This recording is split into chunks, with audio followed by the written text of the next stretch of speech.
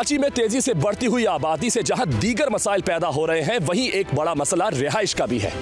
रिहाइश बुनियादी जरूरत है जिसके लिए इंसान सारी जिंदगी मेहनत करता है।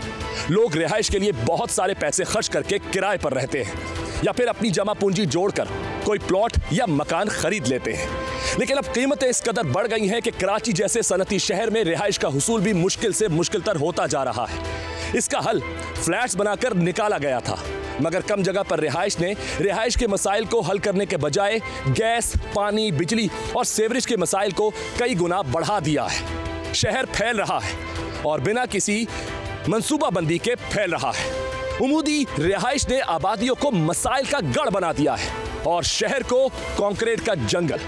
आइए चलते हैं अवाम के बीच और उनसे पूछते हैं कि कहाँ है उनकी रिहाइश और क्या है उनके मसाइल। किसी भी शहर की आबादी का बढ़ना कोई अनोखी बात नहीं, लेकिन आबादी बढ़ने से मसाइल उसी वक्त पैदा होते हैं जब इससे निपटने के लिए मंसूबाबंदी न की गई हो। कराची का हाल भी ऐसा ही है। शहर बगैर किसी मंसूबाबंदी के फैल रहा है। लाखों फ्लैट्स, कच्ची आबादियों और हुकूमती रिहायशी स्कीमों में लोग रह तो रहे हैं, मगर पानी, बिजली और गैस की कमी जैसे मसाइल ने इनका जीना दोभर कर दिया है। हालात की संगीनी का अंदाजा इस बात से लगाया जा सकता है कि कराची में 1 किलोमीटर पर औसतन 48,000 से जायद अफराद बसते हैं। आबादी के बोझ के बाइस एक तो जमीनों की कीमतें इस कदर बढ़ गई हैं कि शहर में अपना मकान लेना ख्वाब बनकर रह गया है। दूसरी तरफ शहर में कच्ची आबादियों की भरमार है और शहर का तकरीबन 51% हिस्सा कच्ची आबादियों की नजर हो चुका है। कराची में रिहाइश के मसाइल हल करने के लिए जरूरी है कि शहर का मास्टर प्लान तैयार किया जाए, इंफ्रास्ट्रक्चर में बेहतरी लाई जाए, फ्लैट्स बनाने की इजाजत वहीं दी जाए जहां तमाम यूटिलिटीज समेत तमाम सहूलियात बआसानी फराहम की जा सकें। हुकूमती रिहायशी स्कीमें लाने से कबल जरूरी है कि दफातर, अस्पताल समेत दीगर सहूलियात को वहाँ पर यकीनी बनाया जाए। और अब मैं मौजूद हूँ एक फ्लैट के अंदर।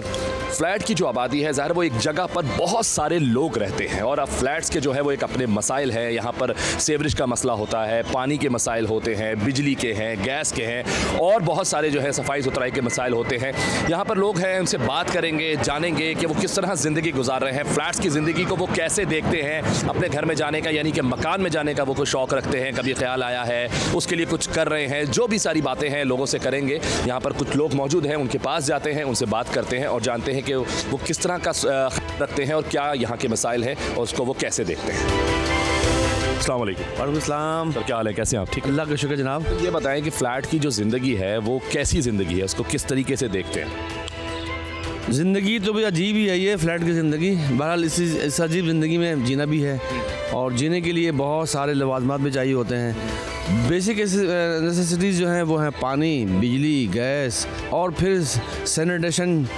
तो सैनिटेशन तो ये एक मुश्तरका मतलब जो लोग यहाँ पे रहते हैं, जो यूनियन है वो लोग करते हैं। वो लोग आप देखें यहाँ पे सैनिटेशन का निज़ाम आपको नज़र आ रहा होगा, सफाई है, बट जिस लेवल की सफाई होनी चाहिए वो नहीं है। वो क्यों नहीं है कि वो डेफिनेटली पब्लिक को भी चाहिए कि वो सपोर्ट करें, सफाई के मामलात में हिस्सा लें। और हिस्सा कैसे लिया जा सकता है कि यूनियन के जो पेमेंट्स होती हैं वो अदा करें और यूनियन को चाहिए कि वो जो पैसा मिले उनको वो जायज़ तरीके से इसके सैनिटेशन के मामलात को, तमाम मामलात को निपटे। मैं चाहता हूँ कि पानी, बिजली, गैस की जो ज़रूरत है, बेसिक नेसेसिटी है, ये यूनियन के काम नहीं है, ये गवर्नमेंट के काम है।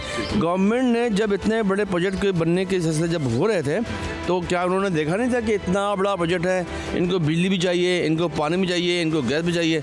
ऐसा क्यों होता है कि जब प्रोजेक्ट बन जाता है तो गवर्नमेंट के, सरकार के मामलात जो है ना वो जाग पड़ते हैं और बिल्डिंग को आके गिराना शुरू कर देते हैं या बंद कर देते हैं। और उसके बाद सेहत, ये तालीम, फिर तहफ़्फ़ुज़, ये 6-7 चीज़ें ऐसी हैं जो सरकार को देना है।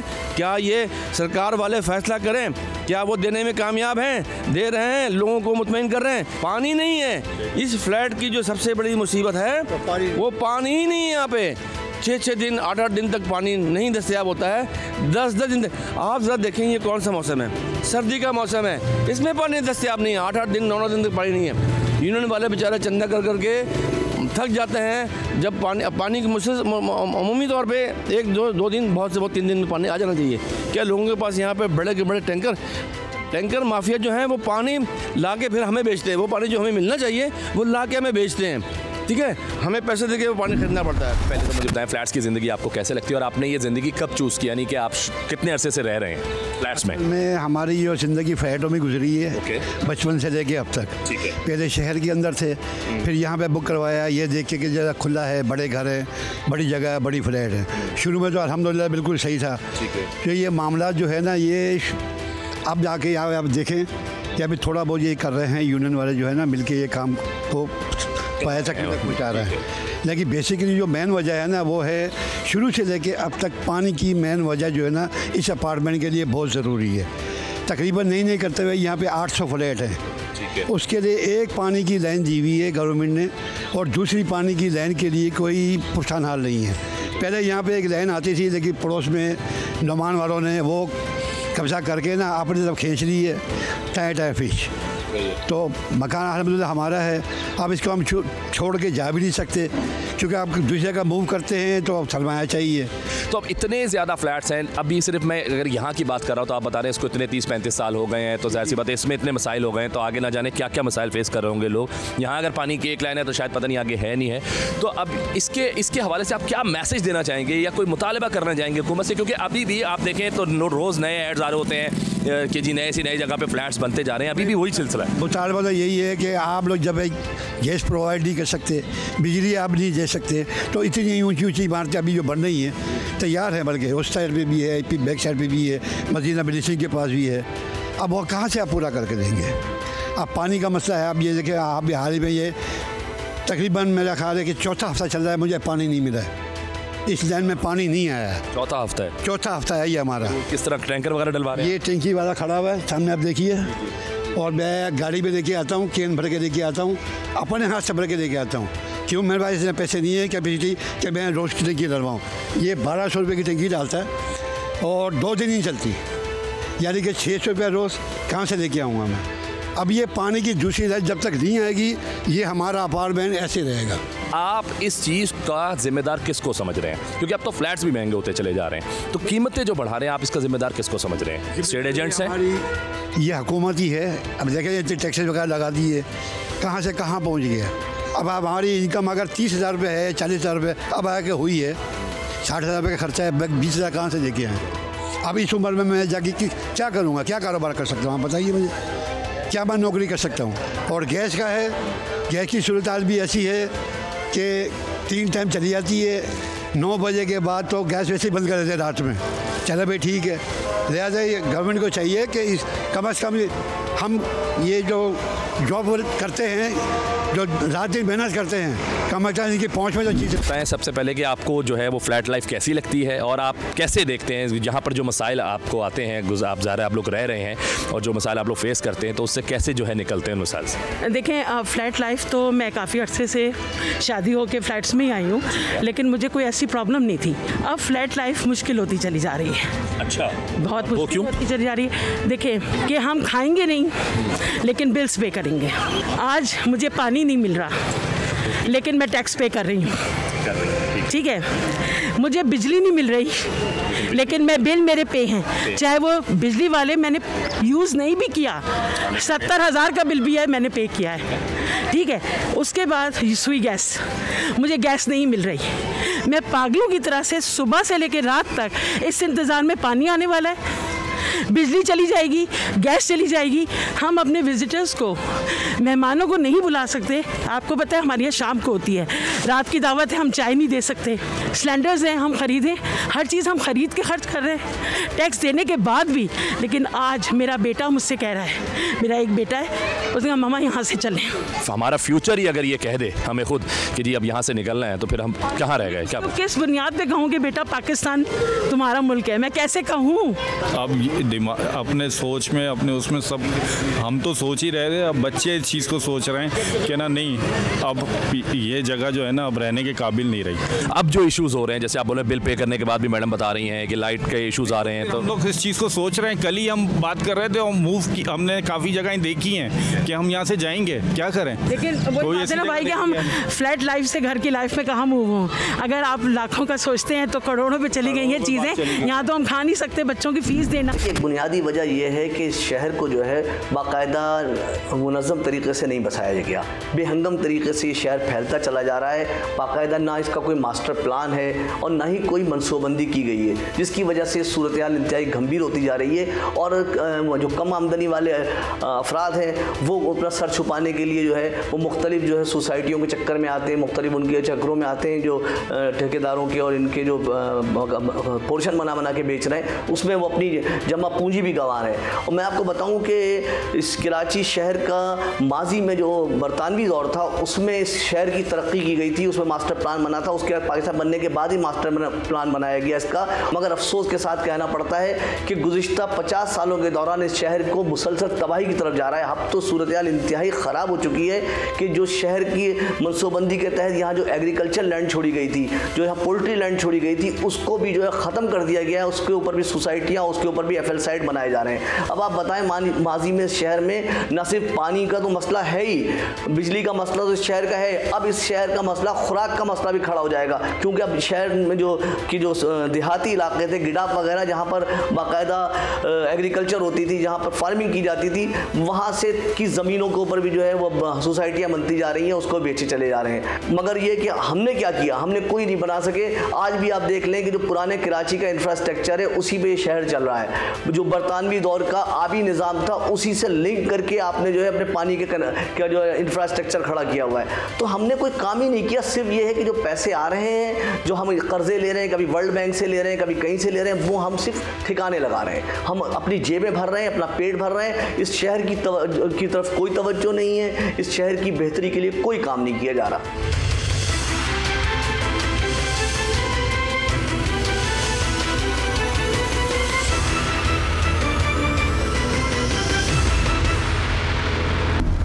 जी, मैं मौजूद हूँ इस वक्त एक और फ्लैट के अंदर। यहाँ पर जो लोग हैं, इलाका मकीन हैं और यहाँ पे जो रहते हैं वो मेरे साथ मौजूद हैं। इनसे मैं बात करूँगा और जानना चाहूँगा कि यहाँ रहते हुए इनको किस तरह के मसाइल का सामना करना पड़ता है, क्या इश्यूज़ हैं। यहाँ पर पानी के मसाइल ज़्यादा हैं, गैस के इशूज़ ज़्यादा हैं, ये लोड शेडिंग का मसला है, पार्किंग का है, जो मसाइल इन लोगों को हैं, इनसे बात करेंगे और जानेंगे यहाँ जो रिहायशी हैं उनसे। अस्सलाम वालेकुम सर। वालेकुम सलाम। तो सबसे पहले तो बताएं कि फ़्लैट की लाइफ, जो एक लाइफ होती है, वो कैसी होती है, उस ज़िंदगी को आप कैसे देखते हैं? फ्लैट की लाइफ कुछ अर्से पहले तो बहुत बेहतर थी, लेकिन अब उस टाइम से लेके अब तक तो काफ़ी मुश्किल हो चुकी है यहाँ पर। अच्छा, मुश्किल इस हवाले से यहाँ जो हमारी यूटिलिटीज़ है वो उसके लिए हम बड़े प्रॉब्लम में आ गए हैं। आए दिन मसला ही होता है। अब जैसे हमारे 350 फ्लैट हैं, 350 फ्लैट में से अब सबसे मेन मसला हमारे पास आता है लोड शेडिंग।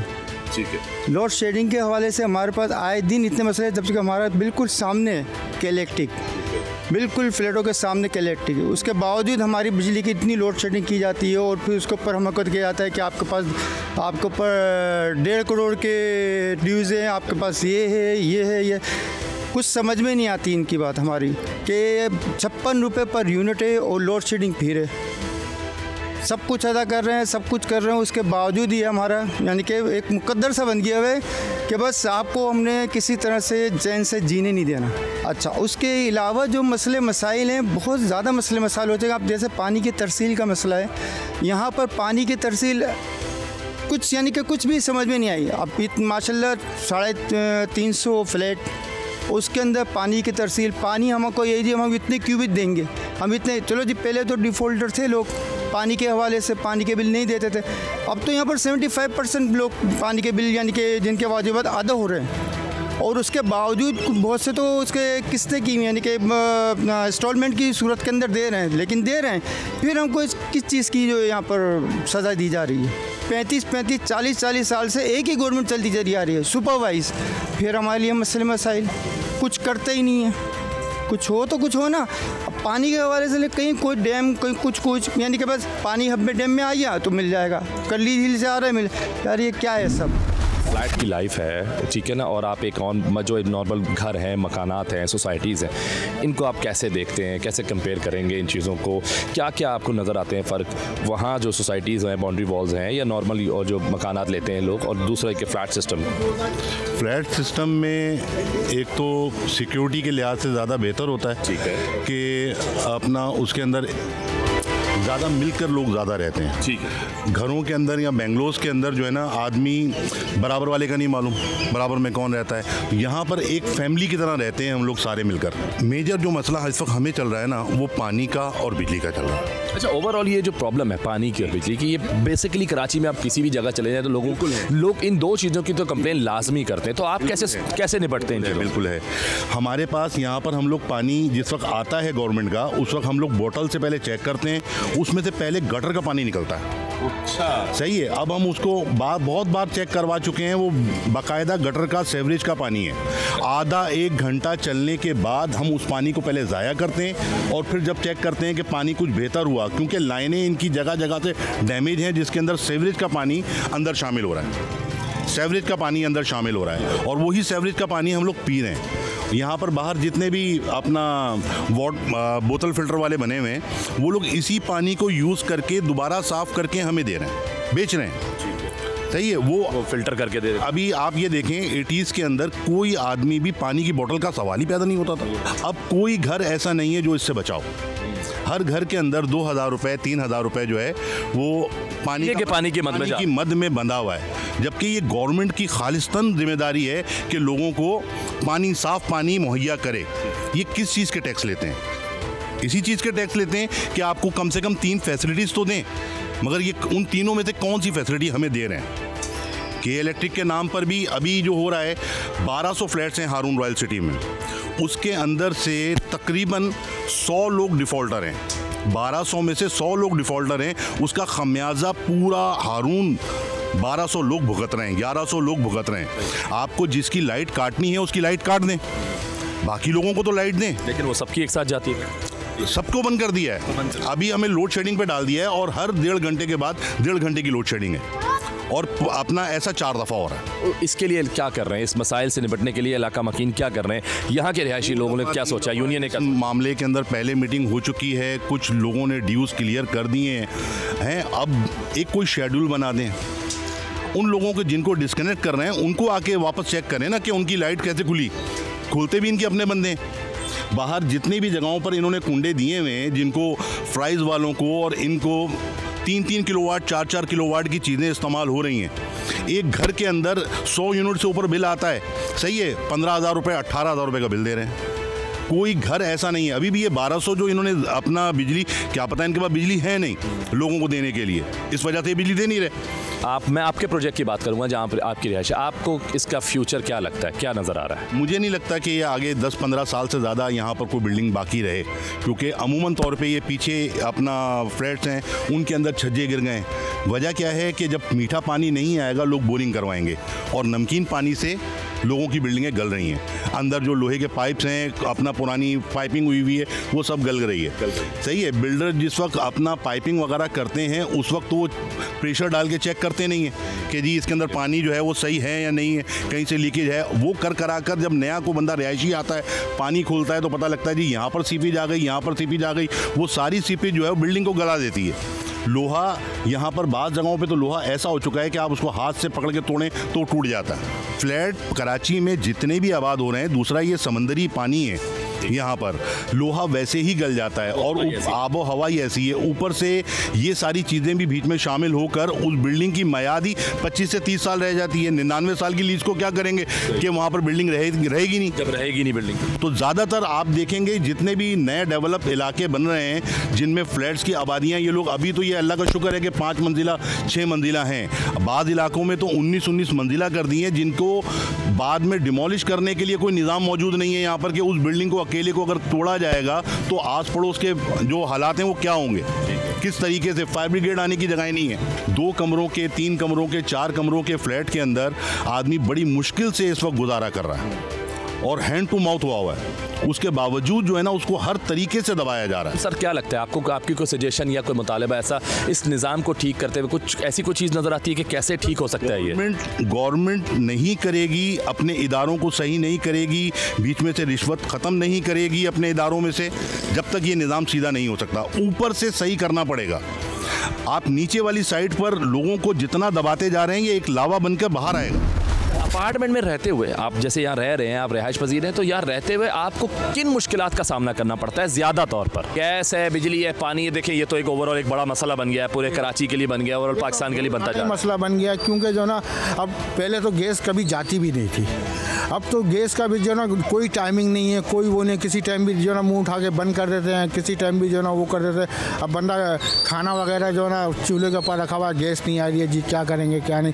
इसकी प्रॉब्लम बहुत ज़्यादा हुई है गैस की। तो पहले तो गैस कोई इश्यू नहीं होता था, कोई गैस तो कभी किसी भी टाइम पे इंसान कोई खाना गर्म कर ले। अब मकसद है कि जो 9 बजे के बाद 9:30 बजे के बाद खाना वगैरह जो ना ठंडा ही खाना पड़ता है। ये भी एक सियासी तौर पर जो कच्ची आबादियाँ बनाई जा रही हैं, कुछ तो ऐसा है कि लैंड माफिया और ये बासर लोग हैं वो इन सोसाइटियों को जो है बनवाते हैं, मुख्तलिफ कच्ची आबादियाँ कायम करवाते हैं, फिर उनको गोटाबाद स्कीम में जम कराते हैं, करके उसको रेगुलाइज करा देते हैं और वहाँ पर अपनी ज़मीन भी बेचते हैं। फिर उसके बाद ये वो अपने वोटर भी बनाते हैं। तो बात सियासी जमातें भी इसमें मुलव्विस हैं और इसमें शहर के बासर लोग भी इसमें मुलव्विस हैं। और ख़ास तौर पर सबसे ज़्यादा जो अफसोस का मुकाम है वो है कि इसमें ज़िले इंतज़ामिया और पुलिस मुलव्विस है। पुलिस ने इस शहर के कब्रिस्तान नहीं छोड़े, कब्रिस्तानों के साथ आप जाके देख लीजिए, जो प्राइम ज़मीनें थी उन सब पे कब्जा करा दिया गया है। और आप ये जाके एयरपोर्ट को देख लीजिए, एयरपोर्ट के सामने कब्रिस्तान था, उसके साथ देख लिया पूरी की पूरे मकानात हाउसिंग स्कीम बनती चली जा रही है। वो कब्रिस्तान से मुलाकात सिविल एविएशन की ज़मीन थी, उस पर भी कब्जा हो गया है। इसी तरीके से हर इदारे की ज़मीन पे, केडीए की ज़मीन पे, केएमसी की ज़मीन पे, सब पे कब्जा होता चला जा रहा है और कोई पूछने वाला नहीं है। कराची जो है वो चौड़ाई में नहीं, अब तो लंबाई में फैल रहा है और लोग जो एफएल साइड बना रहे हैं, कंक्रीट का जंगल बनता जा रहा है। नॉर्थ आबाद को देख लीजिए, गुलिस्तान जौहर को देख लीजिए, इन इलाकों के हाल क्या हो गए हैं। यहाँ पानी का मसला खड़ा हो गया है, सीवरेज का मसला खड़ा हो, जिसकी बुनियादी वजह यही है कि कोई मनसूबाबंदी नहीं है। और मनसूबाबंदी का जहाँ फुकदान होगा वहाँ शहर का बेड़ा गर्क होगा। जो हमारे यहाँ जो बल्दियाती इदारे आ रहे हैं वो भी जो है वो पुराने कामों को ही लेके आगे बढ़ा रहे हैं, नई कोई मनसूबाबंदी नहीं है। आप ये बता देना, बदनसीबी इस शहर की है कि यहाँ पर आपने खुद कहा कि यहाँ हॉस्पिटल की कमी है। भाई सरकारी अस्पताल हैं भी तो उनकी जो सूरत हाल है वो आपके सामने है। अफसोस का मुकाम ये कहना पड़ता है कि हमने इस कदर लापरवाही है कि मैन सड़कों पर, मैन शाहराहों पर हमने अस्पतालों को जगह दे दी है, हमने प्राइवेट स्कूल खुलवा दिए, तो उसकी वजह से ट्रैफिक जाम रह रहा है। इस शहर के लिए बदतरीन बेहंगम ट्रैफिक की सूरत हाल जो पैदा हो रही है उसकी भी बुनियादी वजह यही है कि कोई आबादी नहीं है, कोई आबादी का फैलाव हो रहा है, उसके फैलाव के साथ साथ उसके जो मसाइल पैदा हो रहे हैं उसके तदारुक के लिए कोई मनसूबंदी नहीं की जा रही। ज़रूरी है कि इसमें तमाम इदारे, इसमें कंटोनमेंट है, डीएचए है, इसमें केएमसी है, इसमें डीएमसीज है, इसमें केडीए है, इसमें केबीसी है, इन सबको मिलकर एक अपना जो है लाहेमल तय करना होगा और एक छतरी के नीचे आना पड़ेगा कि एक छतरी के नीचे आकर जो ये काम कराए। हर शख्स जो है, हर इदारा जो है वो अपनी अपनी जो है अपने अपने हुदूदों में बदमाश है, तो ऐसा नहीं होगा। मेयर को या तो ताकतवर करना पड़ेगा आपको, और मेयर को ताकतवर करके और उससे कहा जाए कि भाई बल्दियाती निज़ाम जो है उसको मजबूत करें और निचली सतह तक इख्तिदार की मुंतकली करें कि नीचे के जो लोग हैं जो मुंतखब होकर आते हैं वो अपने इलाकों में नज़र रखें। इस वक्त तो सूरत हाल ये हो गई है कि इस शहर के अंदर जो बल्दियाती लोग हैं, काउंसलर हैं, निचले लोग, वो पथारे लगवा रहे हैं, पुलिस से वो पथारे लगवा रही है, ज़िले इंतजामिया पथारे लगवा रही है, सड़कों के ऊपर अब होटल ग्रीन बेल्ट ख़त्म हो चुकी है इस शहर के अंदर से, पैदल चलने वालों पर ज़मीन तंग हो गई है, लोग पैदल नहीं चल पा रहे हैं। अफसोस का मरहला है ये।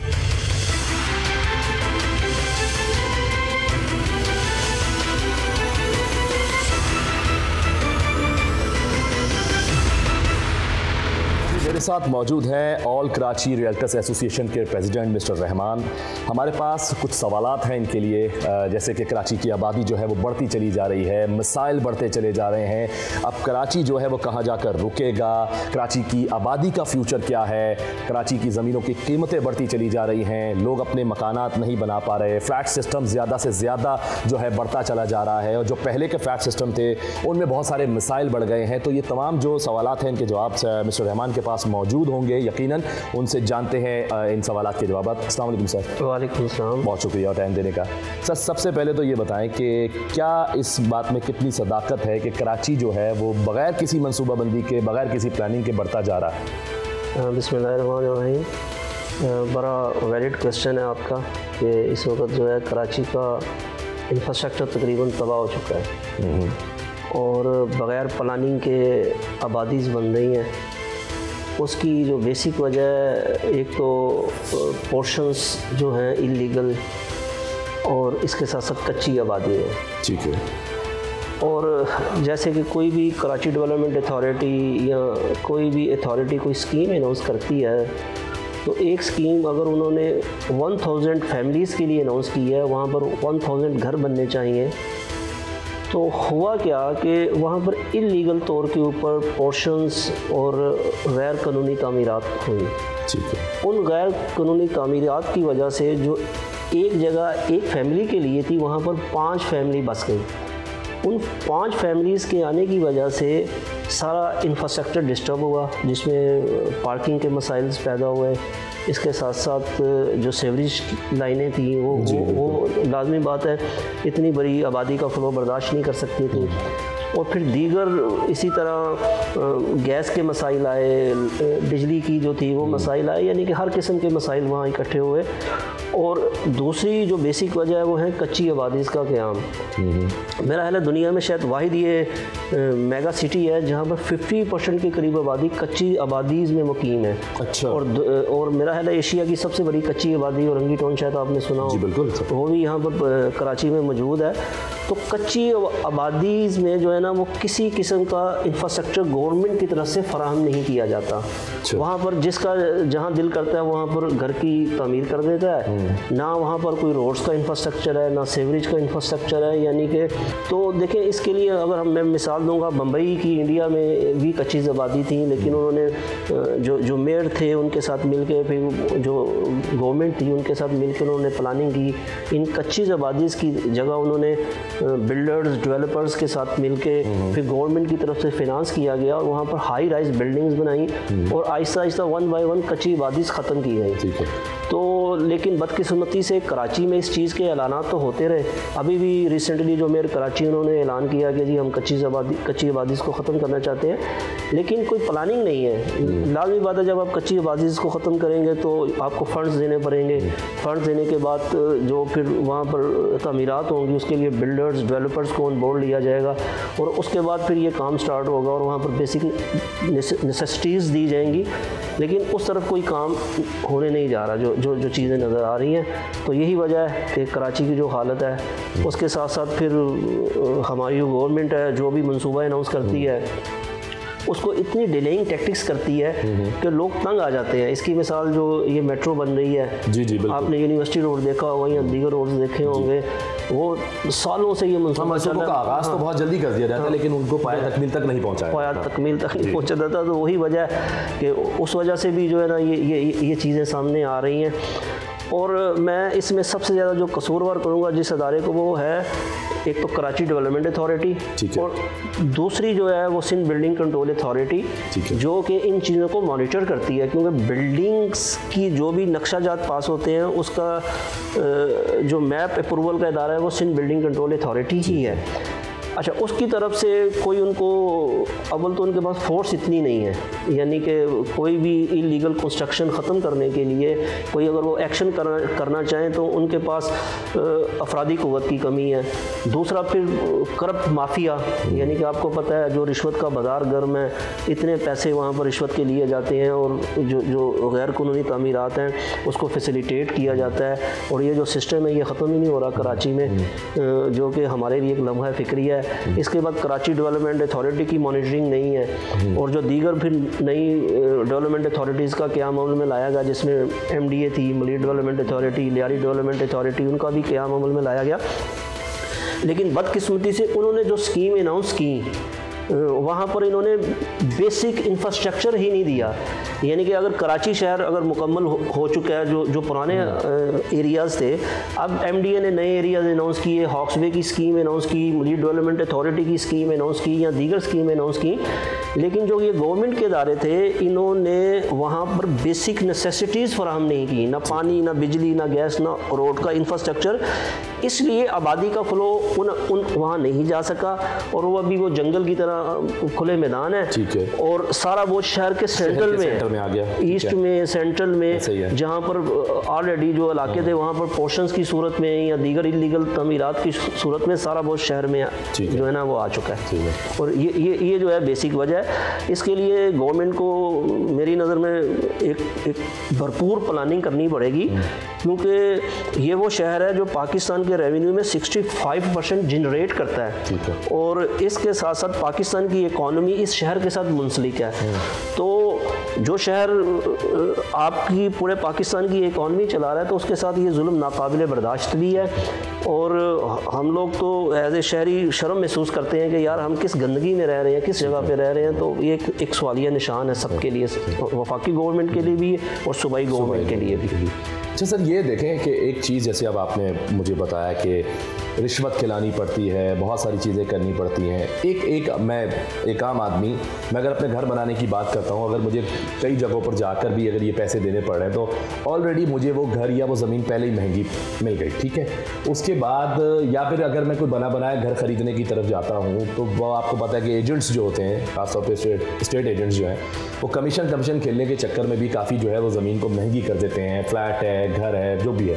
तो क्या ये ऐसा है बिल्कुल कि उस वजह से भी कीमतें बहुत बढ़ गई हैं शहर में कि लोग जो है वो अपने मकानात की तरफ अब नहीं जा पाते, लेकिन फ्लैट सिस्टम की तरफ या पोर्शन जैसे आप बता रहे हैं कि वहाँ पे जाके रहना क्योंकि उनको शायद सस्ता मिल जाता है, लेकिन वो ऑटोमेटिकली एक तरह से पोर्शन जो है लीगल हो गए, वो होकर भी आपका कुछ नहीं है। तो क्या ये ऐसा ही है, इस वजह से भी महंगा हो रही है ज़मीन जो? जी बिल्कुल, आपने सही निशान देखी कि कई एक वजहों में से ये भी एक वजह है कि जो शहर में प्रॉपर्टी की कीमतें बढ़ी, उसका बेसिक यही था कि एकदम मार्केट में जब थोड़ा सा पैसा आता है या इन्वेस्टर्स आते हैं या मार्केट में रियल एस्टेट में सट्टा भी आपने देखा खेला जाता है, तो इस वजह से ना प्लॉट्स की कीमत बहुत ज़्यादा ऊपर आ जाती है।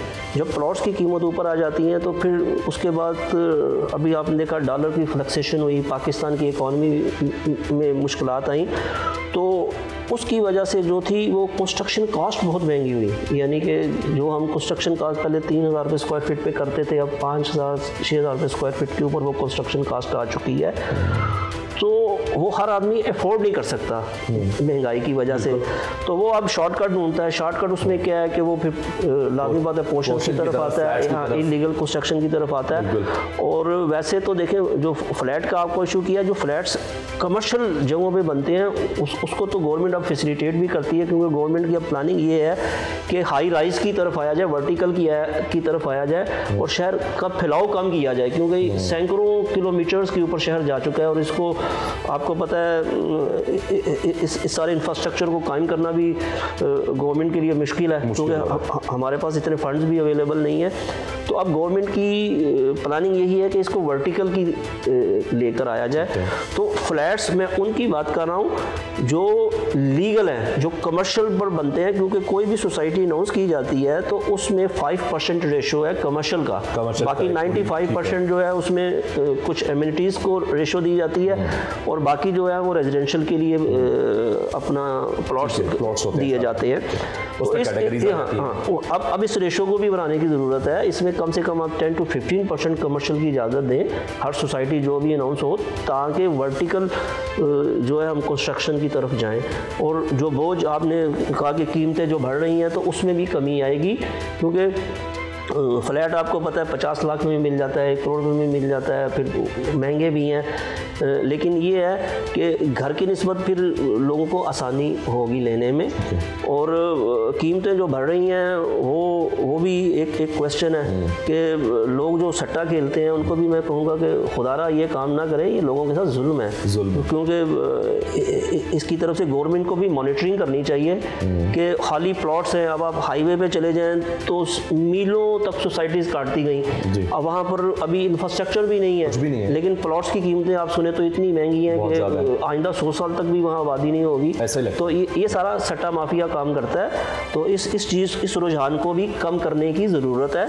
और मेरी एक तजवीज़ है गवर्नमेंट के लिए कि कोई भी बिल्डर या डेवलपर कोई भी टाउन प्लानिंग की कोई स्कीम अनाउंस करता है तो उस स्कीम में उसको पाबंद किया जाए कि वो उसमें 50% कंस्ट्रक्टेड एरिया बनाने का पाबंद हो। यानी कि वो खुद कंस्ट्रक्शन करे, चाहे वो घरों की सूरत में हो, चाहे वो हाई राइज बिल्डिंग्स की सूरत में हो, ताकि ये जो फैलाव जो है प्लॉट्स की सूरत में हो रहा है ये कम हो और जेन्युइन पाकिस्तान की मुआशी हालत भी बेहतर हो। क्योंकि जब घर बनेंगे तो इसके साथ, चूँकि हमारे साथ रियल इस्टेट के साथ सैकड़ों इंडस्ट्रीज़ भी मुंसलिक हैं, तो जब घर बनेंगे और हाई राइज बिल्डिंग्स बनेंगी तो जो हमारी इंडस्ट्रीज़ हैं वो चलेंगी। जब इंडस्ट्री चलेंगी तो पाकिस्तान की मुआशी हालत भी बेहतर होगी और ये हमारे लिए बेहतर भी है ये चीज़। आज का प्रोग्राम करने के बाद ये बात तो साबित हो गई कि शहर की आबादी मुसलसल फैल रही है और इसकी वजह यह है कि शहर में आबादी मुसलसल बढ़ रही है और वसाइल वही है। मंसूबाबंदी का फुकदान भी इन मसाइल की एक बड़ी वजह है, क्योंकि हुकूमत की तरफ से नए रिहायशी मंसूबे नहीं लाए जाते और अगर लाए जाते हैं तो वो शहर से इस कदर दूर होते हैं कि वहाँ रिहाइश इख्तियार करना मुश्किल हो जाता है, क्योंकि शहर में सरकारी इदारे, सरकारी अस्पताल और अदालतें वगैरह उस दौर की हैं जब कराची में आबादी बहुत कम हुआ करती थी। महंगी ज़मीनों की बिना पर कब्ज़ा माफिया भी सरगर्म रहती है। कच्ची आबादियां बन रही हैं जहां मसाइल के साथ साथ जराइम भी परवरिश पा रहे हैं। अब इसका एक ही हल नज़र आता है कि इस शहर के लिए बड़ी मंसूबाबंदी की जाए और फ्लैट्स की इजाज़त देने वाले भी ज़रा सोच समझकर इजाज़त दें, क्योंकि मसाइल अगर पैदा होंगे तो फिर आवाम तो बोलेगी। आज के लिए बस इतना ही। अपने मेज़बान अर्तगरल चौधरी समेत प्रोग्राम की टीम को दीजिए इजाज़त। अगले शो में फिर मुलाकात होगी। अल्लाह हाफिज़।